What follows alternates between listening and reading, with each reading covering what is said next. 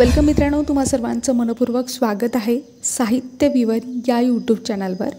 तर आपण इंग्लिश ग्रामरशी संबंधित एक सिरीज इथे चालवलेली आहे।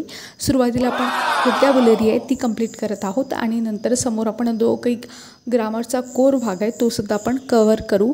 यामध्ये आपल्याला सुरुवातीला वन वर्ड सबस्टिट्यूशन आता सध्या आपण घेत आहे। समोर व्होकॅब्युलरीमध्ये आपण सिनोनॉम्स, अँटोनॉम्स आणि होमोनॉम्स आणि बरेचसे आणखी घटक आहे, मिसस्पेल्ड वगैरे सगळ्या गोष्टी आपण एक एक करत घेत जाऊ आणि त्याचे सुद्धा लेक्चर समोर अपलोड होतील। तसेच मराठी ग्रामरशी संबंधित सुद्धा लेक्चर सिरीज आपल्याला सुरू करायची आहे। तर तुम्ही या चॅनलवर नवीन असाल तर चॅनलला लाईक, शेअर आणि सबस्क्राईब करायला विसरू नका। तर आजचा वन वर्ड सबस्टिट्यूशन म्हणजे कुठला आहे सुरुवातीचा, तर त्यापासून आपण सुरुवात करणार आहोत। तर आजचा पहिला शब्द आहे ग्रॅनरी। ग्रॅनरी म्हणजे काय तर धान्याचे कोठार, अ रूम फॉर स्टोरिंग ग्रेन्स, त्यालाच आपण काय म्हणतो ग्रॅनरी असं म्हणतो। इथे लक्षात घ्या, धान्याची कोठारे म्हणजे आपण बघतो की त्यामध्ये पारंपरिक आणि म्हणजे मॉडर्न असे प्रकार पडतात। आता ट्रॅडिशनल म्हणजेच पारंपरिक होते, जसं बांबूपासून बनवलेलं किंवा हंड्या आहेत, कुंड्या आहेत, त्याच्यामध्ये तुम्ही धान्य साठवत असाल, म्हणजे हे झालं पारंपरिक पद्धतीनं। परंतु आता समोर आपल्याला मॉडर्न टेक्नॉलॉजी आली आहे, त्याच्यामध्ये आपण मेटल बीन्स आहेत किंवा आता समोर आणखी त्यामध्ये कोल्ड स्टोरेज किंवा अधिक धान्य साठवण्याच्या वेगवेगळ्या जे काही धान्य साठवण्यासाठी वेगवेगळे कोठार मॉडर्न टाईपचे अवेलेबल झालेले आहेत आणि अशाच प्रकारे आधुनिक पद्धतीने समोरसुद्धा अधिकाधिक आपण डेव्हलप होणार आहोत। तर आता इथे एक गोष्ट लक्षात घ्या, अ room for a storing grains हे तुम्हाला समजलं असेल, त्याला आपण ग्रॅनरी असं म्हणतो आणि समोरच्या भाषामध्ये आपण त्याला गोडाऊन्स वगैरे समोर जर ॲडव्हान्समध्ये म्हटलं तर म्हणू शकतो। पुढचा शब्द आहे भूगर्भशास्त्र, त्याला आपण काय म्हणतो जिओलॉजी। भूगर्भशास्त्र म्हणजेच काय होते जिओलॉजी। आता इंग्लिशमध्ये त्याला मिनिंग समजून घेऊ, the science which study the crust of the अर्थ। क्रस्ट म्हणजे काय होते, जी आपली पृथ्वी आहे त्या पृथ्वीच्या वरची जी लेयर आहे, म्हणजे लेयर म्हणजे जो भाग आहे वरचा, तर त्याला आपण क्रस्ट म्हणतो। आता the science which study the crust of the अर्थ, त्या भूगर्भशास्त्राचा अभ्यास म्हणजे त्या क्रस्टचा अभ्यास करणाऱ्या शास्त्राला आपण काय म्हणतो जिओलॉजी असं म्हणतो, भूगर्भशास्त्र असं म्हणतो। आता इथे एक गोष्ट लक्षात ठेवा, आपण क्रस्टबद्दल बोलत आहे, म्हणजेच पृथ्वीच्या क्रस्टमध्ये आपल्याला काही काही गोष्टी पाहायला मिळतात। मी तुम्हाला थोडं ॲडव्हान्समध्ये सांगते। तिथंच आपल्याला खनिजे, धातू, खडक, कोळसा, तेल, नैसर्गिक वायू, माती, चुनखडी असे विविध पदार्थ सापडतात आणि हेच मानवी जीवन जगण्यासाठी, कृषीसाठी, बांधकामासाठी, ऊर्जा उद्योग याच्यासाठी प्रमुख स्रोत आहे। म्हणून क्रस्टचा अभ्यास करणाऱ्या शास्त्राला आपण जिओलॉजी असं म्हणतो, हे लक्षात ठेवा। आता समोरचा शब्द पाहू आपण, वंशविच्छेद, त्याला काय म्हणतात जिनोसाइड। त्याला आपण असं म्हणू शकतो इंटरनॅशनल डिस्ट्रक्शन ऑफ रॅसियल ग्रुप्स। आता इथे लक्षात घ्या की रॅसियल हा शब्द इथे आला आहे, यालाच आपण काय म्हणतो वांशिक असं म्हणतो, म्हणजे वांशिक ग्रुप इथे नोटीस करायचं आहे, रॅसियल ग्रुप्स। आणि डिस्ट्रक्शन म्हणजे काय, नाश करणे। जर वांशिक ज्या काही ग्रुप्स आहेत, समूह आहेत, त्यांचा जर नाश करण्याच्या नाश करण्याच्या संकल्पनेलाच आपण काय म्हणतो जिनोसाइड म्हणजे वंश विच्छेद। आता जिनोमवरून तुम्ही जिनोसाइड हा लक्षात ठेवू शकता किंवा जीनवरून, जीन आहे आणि जीनचं काय करणं आपण म्हणजे जिनोसाइड, इथे तुम्ही वंशविच्छेद असं लक्षात ठेवू शकता। पुढचा शब्द आहे जर्मिसाइड। आता जर्म म्हणजे सगळ्यांना माहिती आहे। आता साईड म्हणजे एक लक्षात ठेवा की साईड आला, जिथे कुठे शब्द आला तिथे नाश करणे असा त्याचा अर्थ होतो। तर आता जर्म आहे आणि म्हणून आपण त्याला काय केलं जर्मिसाइड केलं। जर्मिसाइड म्हणजेच काय जंतुनाशक, a medicine that kills germs, त्यालाच आपण काय म्हणतो जर्मिसाइड असं म्हणतो, बरोबर। आता समोरचा शब्द आहे जिओलॉजिस्ट हा शब्द आहे। तर या शब्दामध्ये आपण बघतो की a person who studies the formation of the earth, पृथ्वी कशी तयार झालेली आहे, म्हणजे अ पर्सन हू स्टडी एक व्यक्ती आहे आणि तो त्याचा अभ्यास करतो आहे की पृथ्वी कशी तयार झाली आहे, त्याचं फॉर्मेशन कसं झालं आहे, त्यालाच आपण भूगर्भशास्त्रज्ञ म्हणजे जिओलॉजिस्ट असं म्हणतो। तर इथे एक आपण गोष्ट लक्षात घेऊ की मी थोडक्यात काही गोष्टी तुम्हाला ॲडव्हान्समध्ये सांगते की पृथ्वीची उत्पत्ती नेमकी कशी झाली. थोडक्यात आपण पाहू की पृथ्वीची निर्मिती सुमारे 4.6 अब्ज वर्षांपूर्वी झाली, म्हणजे 4.6 बिलियन इयर्स ॲगो. आता ते कशी झाली? सगळ्यात म्हणजे सुरुवातीला काय होतं की सूर्यमालेच्या सुरुवातीला मोठा धूळ आणि वायूंचा ढग होता, म्हणजेच काय म्हणतं त्याला आपण नेबुला असं म्हणतो. आणि त्याच्यानंतर ते ढगातील कण गुरुत्वाकर्षणामुळे एकत्र आले आणि ते एकत्र आले त्याला आपण काय म्हणतो कंडेन्सेशन बाय ग्रॅव्हिटी. त्याच्यानंतर प्लॅनेटरी ॲसरेशन झालं, म्हणजे गोळा झाले ते सगळ्या छोट्या छोट्या खडकाळ वस्तू आणि त्या एकत्र येऊन त्याचा एक गोल आकार बनला. त्याच्यानंतर सुरुवातीला पृथ्वी खूप तापलेली आणि वितळलेल्या धातूंची होती. नंतर काय होती, ती थंड होत गेली, हळूहळू थंड झाली. पृष्ठभागावर क्रस्ट तयार झाला, ज्या क्रस्टवर आपण राहतो, आणि क्रस्टबद्दल मी थोडक्यात सुरुवातीला तुम्हाला सांगितलं. आणि त्याच्यानंतर त्यामध्ये पाणी आणि वातावरण निर्माण झालं. याच्यासाठी कितीतरी वर्षांचा कालावधी लागला, म्हणजे हजारो लाखो वर्षांचा कालावधी लागला एक एक टप्पा पूर्ण व्हायला. तर अशा प्रकारे 4.6 अब्ज वर्षांपूर्वी, म्हणजे 4.6 बिलियन इयर्स ॲगो पृथ्वीची निर्मिती झाली. आणि याचा अभ्यास करणारा, ही कशी तयार झाली याचा अभ्यास करणारा जो व्यक्ती असतो त्या व्यक्तीला आपण काय म्हणतो, जिओलॉजिस्ट, म्हणजे भूगर्भ शास्त्रज्ञ असं आपण म्हणतो. तर आता समोरचा शब्द पाहू. समोरचा शब्द आहे हरकुलन. हरकुलन म्हणजे त्याला आपण काय म्हणतो, बलवान, शोविंग ग्रेट स्ट्रेंथ. म्हणजे कोणी दाखवत असेल की तो खूप म्हणजे त्याच्याकडे खूप पॉवर आहे, त्याला आपण काय म्हणू, हरकुलन. आता एखाद्याकडे तुम्हाला कोणी पॉवर दाखवली तर म्हणायचं येस इज अ हरकुलन पर्सन. आता एक लक्षात ठेवा, म्हणजे समोरचा लक्षात ठेवा. आतिथ्यशील म्हणजे हॉस्पिटेबल म्हणजे इथे one who entertains his guest well. असा कोणी की जो त्याच्या अतिथींना खूप चांगल्या पद्धतीने एंटरटेनमेंट करतो, त्यांचं मनोरंजन करतो, त्यांची सेवा करतो, त्याला आपण काय म्हणू, हॉस्पिटल आतिथ्यशील असं म्हणतो. तर समोरचा आता शब्द पाहू, होमोजिनियस. 2 प्रकारचे शब्द आहेत, लक्षात ठेवा, होमोजिनियस आणि हेट्रोजिनियस.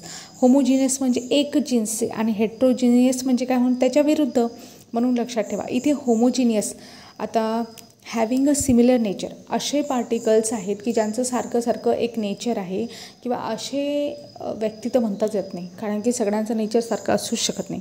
पण इथे समजा एखादं तुम्ही सोल्युशन घ्या, त्या सोल्युशनमध्ये सगळे जे सोल्युशन आहे, म्हणजे जे काही त्यामध्ये आपण मिसळलं आहे ते सगळं एक होमोजिनियस, म्हणजेच काय, एक जिन्सी एकत्रित, पूर्ण सगळ्या एकत्रित होत असेल त्याला होमोजिनियस. बऱ्याच वेळा म्हणजे केमिस्ट्रीमध्ये हा प्रकार असतो, होमोजिनियस मिक्सचर, हेट्रोजिनियस मिक्सचर असं विचारला येते. किंवा सगळे पार्टिकल जर एक जिन्सी एकत्रित आले असेल आणि त्यांचं सिमिलर नेचर असेल तर त्याला आपण होमोजिनियस म्हणतो. आणि त्यामध्ये जर वेगवेगळं नेचर असेल त्यांचं, त्याला आपण हेट्रोजिनियस असं म्हणतो. तर शब्द समजला, होमोजिनियस. पुढचा शब्द आहे होमिसाईड. मी तुम्हाला एक गोष्ट सांगितलं आणि एक क्ल्यू सांगितला आहे, तुम्हाला काहीच माहिती नसतं आणि ज्यावेळेस तुम्हाला तुक्का लावायचं असेल त्यावेळेस साईड म्हणजे कुठेतरी त्या गोष्टीचा नाश होणार आहे असं तुम्ही लक्षात ठेवा. साईड हा शब्द आला म्हणजे नाश, म्हणजे संपवणारा आहे असं तुम्ही लक्षात ठेवा. तर आता इथे आहे होमिसाईड म्हणजे मनुष्यवध, मर्डर ऑफ ह्युमन बीइंग. जर तुम्ही मनुष्याचा वध करत असाल तुम्ही, म्हणजे इथे डायरेक्टली अर्थ नका घेऊ, होमिसाईड म्हणजे मर्डर ऑफ ह्युमन बीइंग, त्यालाच आपण काय म्हणू, मनुष्यवध असं म्हणू. पुढचा लेटेस्टमध्ये हा राज्यसेवेच्या 2024मध्ये विचारला गेलेला शब्द आहे हायमन, त्यालाच आपण स्रोत असे म्हणतो. Song embodying religious and scared emotion. आता इथे काय म्हटलं की हा लेटेस्टमध्ये विचारण्यात आलेला म्हणजे जोड्या लावा होता, त्यामध्ये हा प्रश्न विचारण्यात आलेला आहे. इथे एक गोष्ट लक्षात घ्या, ते स्त्रोत नाही आहे, स्तोत्र आहे. म्हणजे आपण वेगवेगळ्या प्रकारचे स्तोत्र, म्हणजे तुम्ही प्रार्थना करताना किंवा ईश्वराची प्रार्थना करताना वेगवेगळ्या प्रकारचे आपल्याला स्तोत्र पाहायला मिळतात, त्यांची स्तुती त्यात असते किंवा वेगवेगळ्या प्रकारचे मंत्र वगैरे त्यामध्ये असतात. म्हणजे इथे तुम्ही लक्षात घ्या, हा लेटेस्टमध्ये विचारण्यात आलेला आहे आणि बऱ्याच परीक्षांमध्ये विचारलेला आहे. TCSच्या एक्झाममध्ये सुद्धा हा विचारण्यात आलेला आहे. अ सॉन्ग एम्बॉडिंग किंवा embedding religious and scared emotion, त्यालाच आपण काय म्हणतो, हायमन असं म्हणतो. स्तोत्र असं आपण त्याला म्हणू शकतो. आता ही गोष्ट म्हणजे हा शब्द तुमचा आता पाठ झाला असेल. आता समोरचा शब्द आपण पाहू. त्याला काय म्हणतो? होनररी. होनररी म्हणजे मानद. A post for which no salary is paid.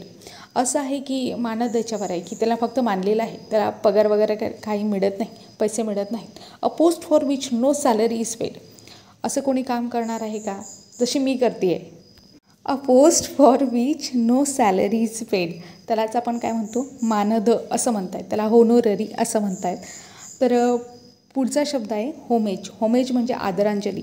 एखाद्याला तुम्ही आदरांजली वाहत असाल तर हा लक्षात ठेवा. जेव्हा तुम्ही आदरांजली वाहत असाल तेव्हा तर ह्या गोष्टी म्हणजे हा शब्द तुम्हाला लक्षात यायला हवा. Homage. Homage a gesture of respect and devotion. आता इथे नवीन शब्द आलेले आहेत ते पण लक्षात घ्या. जेस्चर, GESTURE, जेस्चर आणि डिवोशन. आता डिवोशन म्हणजे काय होते? भक्ती. आणि जेस्चर म्हणजे त्याला रिस्पेक्ट किंवा त्याच्याबद्दल असणारी, म्हणजे हा एक इमोशनचा प्रकार आहे जिथे तुम्ही भावना, हावभाव तुमचे एक्सप्रेस करतात, त्याला आपण जेस्चर असे म्हणतो. अ जेस्चर ऑफ रिस्पेक्ट म्हणजे आदर करत असे हावभाव तुम्हाला एक्सप्रेस होत असतील आणि तुम्हाला त्याच्याबद्दल भक्तीसुद्धा, डिवोशन म्हणजे त्याच्याबद्दल आदरसुद्धा असेल आणि त्याला आपण काय म्हणतो? होमेज, आदरांजली असं आपण त्याला म्हणू शकतो. शब्दपाठ झाला होमेज. आता हा शब्द लक्षात यायला हवा. पुढचा शब्द आहे हेनपेकडं. हा खूप सुंदर शब्द आहे. हेनपेकडं म्हणजेच काय? A man rule by his wife.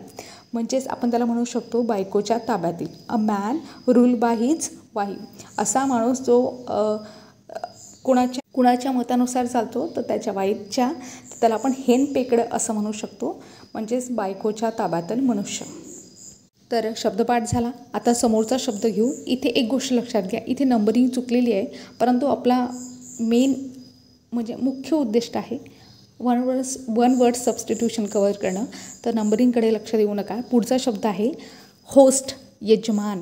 यजमान a man who receive guest.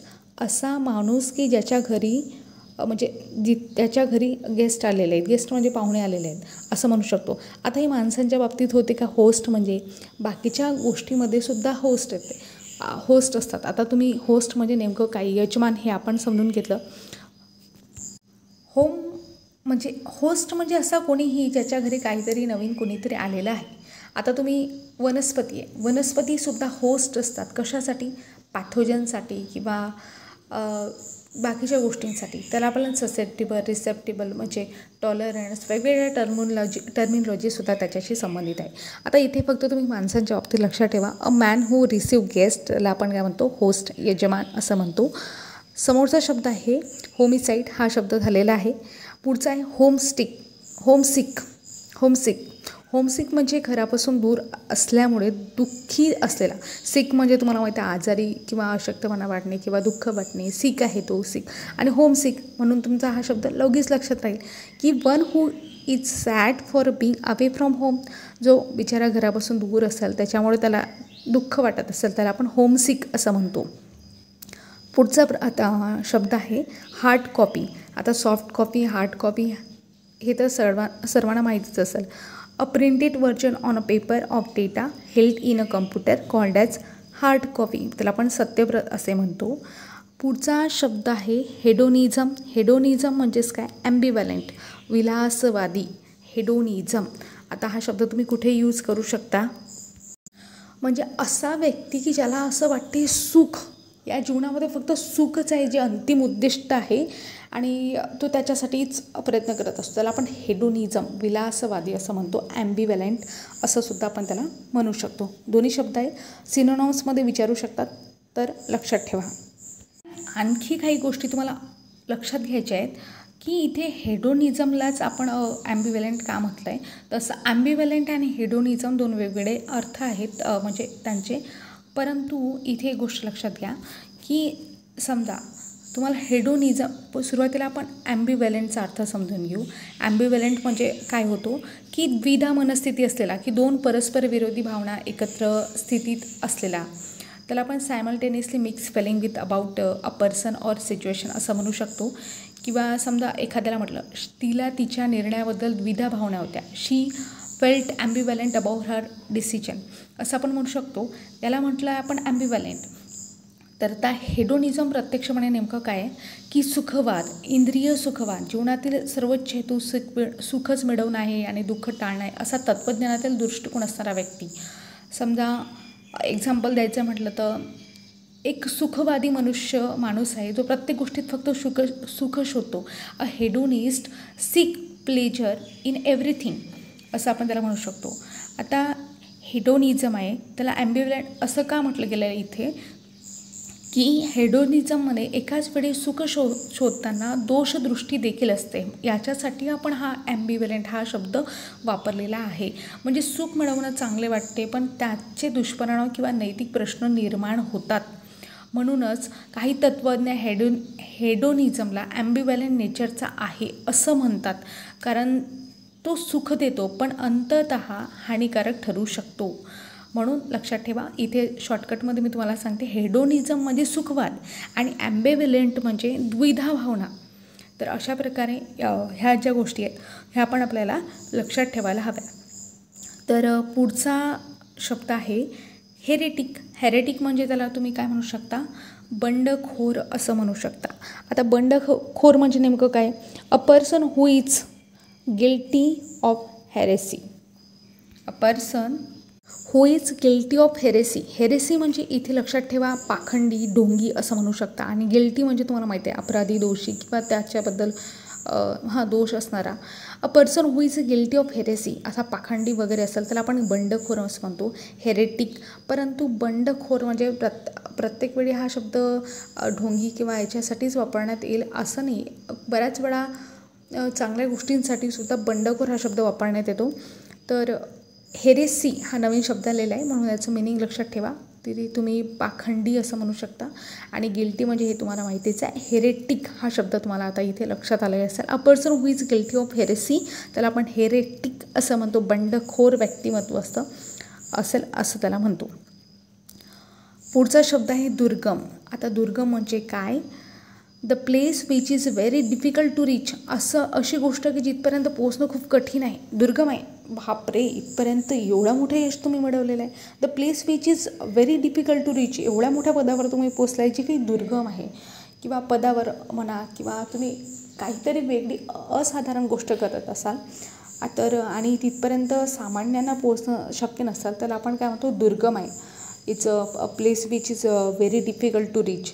त्यालाच आपण इंग्लिशमध्ये म्हणतो, त्याला म्हणजे वन वर्ड सबस्टिट्यूशन आहे इनॅसेसिबल. काय म्हणतो त्याला आपण, इनॅसेसिबल. स्पेलिंग वगैरे व्यवस्थित पाहून घ्या. म्हणजेच काय, a place which is very difficult to reach त्याला आपण काय म्हणतो, इनॅसेसिबल म्हणजे दुर्गम असं म्हणतो. आता पुढचा शब्द आहे निगरगट्ट. आता निगरगट्ट म्हणजे काय, आता समजला नसेल ना, समजून घेऊ. ठीक आहे. One who can not be corrected त्याला इनकरेजिबल असं म्हणतो. जे दुरुस्तच करता येत नाही त्याला आपण काय म्हणणार आहे, incorrigible. One who cannot be corrected, जे चांगलं किंवा दुरुस्त करता येत नाही, इनकरेजिबल. आणि त्याला शब्द आहे निगरगट्ट. मी सुद्धा हा पहिल्यांदा ऐकला आहे. तर निगरगट्ट असं म्हणतो. त्याच्यानंतर समोर आपण बघतो इनसॅटिएबल. इनसॅटिएबल म्हणजे अतृप्त. आता सॅटिस्फाईड हे सगळ्यांना माहिती असते. One who can not be satisfy. Satisfaction म्हणजे समाधान होते. आणि समाधान, जो समाधानी होत नाही त्याला काय म्हणतो, one who can not be satisfy त्याला इनसॅटिबल म्हणतो, म्हणजे अतृप्त असं आपण त्याला म्हणतो. तसाच पुढचा शब्द आहे, इथे एक गोष्ट लक्षात घ्या, इथे तुम्हाला दिसत आहे इन म्हणजे म्हणजे जे पॉझिटिव्ह गोष्ट त्याला निगेटिव्ह करणारी गोष्ट असं तुम्ही समजून घ्या. म्हणजे जेणेकरून तुक्का लावायचं असेल तर तुम्ही तुक्का लावू शकता. पुढचा शब्द आहे इनफॅलिएबल. फॅलिएबल म्हणजे काय होते, फॅलिएबल म्हणजे चूक करणारा आणि इनफॅलिएबल म्हणजे चुका न करणारा. One who can not make mistake त्याला आपण अच्युत्य असं म्हणतो. इनफॅलिएबल असा कोणी आहे का, कमेंटमध्ये नक्की नाव सांगा असेल तर. आता आपण काय बघितलं, फॅलिएबल. फॅलिएबल म्हणजेच काय म्हटलं, चुका करणारा. आणि इनफॅलिएबल म्हणजे चुका न करणारा, म्हणजे चुका होतच नाहीत त्याच्याकडून. तो कसा आहे, अच्युत्य आहे. One who can not make mistake असा कोणी सापडतच नाही, पण असला तर तुम्ही नक्की कमेंटमध्ये सांगा. पुढचा शब्द आहे इरिटेबल. इरिटेबल म्हणजे चिडका. One who very easily gets angry, जो खूप लवकर त्याला राग येतो त्याला काय म्हणतो आपण इरिटेबल, चिडका. ठीक आहे, हा शब्द सगळ्यांना माहिती आहे. One who very easily gets angry त्याला आपण चिडका असं म्हणतो. आता पुढचा शब्द आहे स्थानिक. आता इंडिजिनियस हा शब्द खूप वेळा ऐकला असेल. इंडिजिनियस म्हणजे स्थानिक आहे, लोकल आहे असं तुम्ही म्हणू शकता. Produce or born or made within the country without foreign collaboration. आता तुम्ही इथे आणखी त्याला मी थोडक्यात क्लिअर करते की आता कोलॅबरेशन हा शब्द आलेला आहे. कोलॅबरेशन म्हणजे सहयोग. तुम्ही कोणत्याही बाकीच्या बाहेरच्या देशाचा सहयोग न घेता, तो जर समजा आता भारताचं उदाहरण घेतलं तर एखादी वस्तू आहे ती भारतामध्येच प्रोड्यूस झालेली आहे म्हणजे उत्पाद झालेली आहे. बोर्न म्हणजे तिथेच त्याचा उगम झालेला आहे किंवा तिथपासून त्याचा सुरुवात झालेली आहे. ऑर मेड म्हणजेच काय बनवण्यात आलेली आहे within the country without foreign collaboration. बाहेरच्या देशांची मदत न घेता ते जर भारतात उत्पादित होत असेल, भारतात उगम पावत असेल किंवा भारतातच बनवण्यात येत असेल तर त्याला आपण काय म्हणतो इंडिजिनियस. म्हणजे भारतीय भाषेमध्ये ते भारतीयासाठी इंडिजिनियस होईल. त्याला काय म्हणतो आपण स्थानिक असं म्हणतो. आता पुढचा शब्द आहे अनिवार्य. अनिवार्य म्हणजे इंडिस्पेन्सेबल. आता म्हणजे तुम्ही इथे गोष्ट लक्षात ठेवा, इन हे शब्द आलेले आहेत आणि मी तुम्हाला सांगितलं इन असते त्यावेळेस ते त्याच्या विरुद्ध काम करते, म्हणून लक्षात ठेवा. That we can not do without. अनिवार्य की त्याच्याशिवाय आता जमतच नाही. That we cannot do without. No, तर पाहिजे म्हणजे पाहिजे. That we cannot do without म्हणजेच इंडिस्पेन्सिबल, अनिवार्य असं आपण म्हणू शकतो. बहुतेक वेळा प्रश्नांमध्ये विचारले जाते हे पाहिजे म्हणजे पाहिजे, जिथे च लागते म्हणजे अनिवार्य गोष्ट होते, ज्याच्यावर भर देण्यात येतो, त्याच्याशिवाय कुठली गोष्ट जमत नाही, त्याला आपण म्हणतो अनिवार्य. म्हणजेच त्यासाठी शब्द आहे इंडिस्पेन्सिबल. तर अशा प्रकारे आजचे वन वर्ड सबस्टिट्यूशन आपण कवर केले. हे शब्द तुम्हाला कसे वाटले आणि अशाच प्रकारचे नवनवीन शब्दसुद्धा आपण घेणार आहोत. सुरुवातीला ही व्होकॅब्युलरी आहे ती आपण कंप्लीट करणार आहोत आणि नंतर बाकीचे सुद्धा द हिंदू आहे, इंडियन एक्सप्रेस आहे, त्यामधले सुद्धा शब्द आणि त्याची व्होकॅब्युलरीसुद्धा आपण समोर घेणार आहोत.